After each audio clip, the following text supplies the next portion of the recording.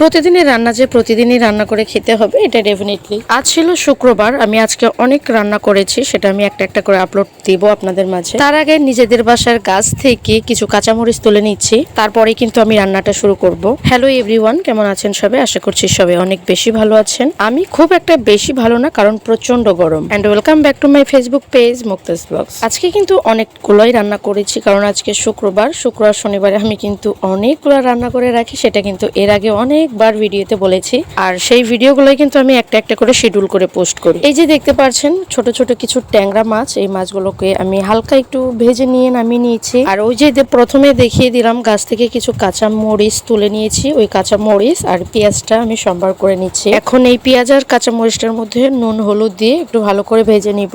তারপর আমি কিছু সবজি কেটে রেখেছিলাম, ওই সবজিগুলো দিয়ে দিব। আপনারা যে সবজিগুলো খেতে পছন্দ করেন সেই সবজিগুলোও দিতে পারবেন। সবজি দিয়ে মাছ রান্না করলে আমরা ওটাকে চচ্চড়ি বলি, জানি না কে কোন নামে ডাকে। আমরা যেহেতু বাঙালি, তাই বাঙালির ঐতিহ্যই ধরে রাখতে হয়। যে কোনো ছোট ছোট মাছ দিয়েই সবজি দিয়ে রান্না করলে আমরা সেটাকে চচ্চড়ি বলি। এরপর সবজিটা সেদ্ধ হয়ে গেলে মাছটাও দিয়ে দিলাম, তারপর জল দিয়ে দিলাম। নামানোর আগে কিছু ধনিয়া পাতাটাও দিয়ে দিলাম। একটুখানি ঝোল ঝোল রাখবো, তার জন্য হালকা একটু কষিয়ে কিন্তু নামিয়ে ফেলেছিলাম। মা, আজকে আমার জন্য পাঙ্গাস মাছ রান্না করো।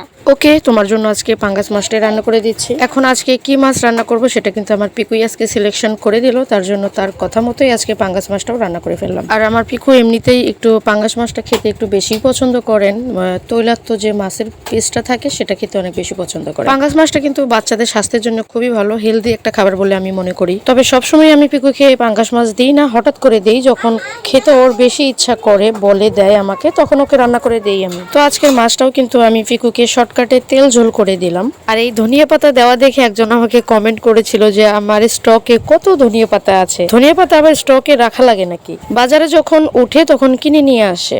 আমি কোনো কিছুই স্টক করি না, আমার এখন দরকার আমি ওই জিনিসটা এখনই কিনে নিয়ে চলে আসবো, কিন্তু কোনো কিছুই আমি স্টক করি না। যাই হোক, সবার খাওয়া দাওয়া শেষে আমিও খেতে বসে পড়েছি। তো ভালো থাকবেন সবাই, দেখা হবে আবার নেক্সট একটা ভিডিওতে। টাটা।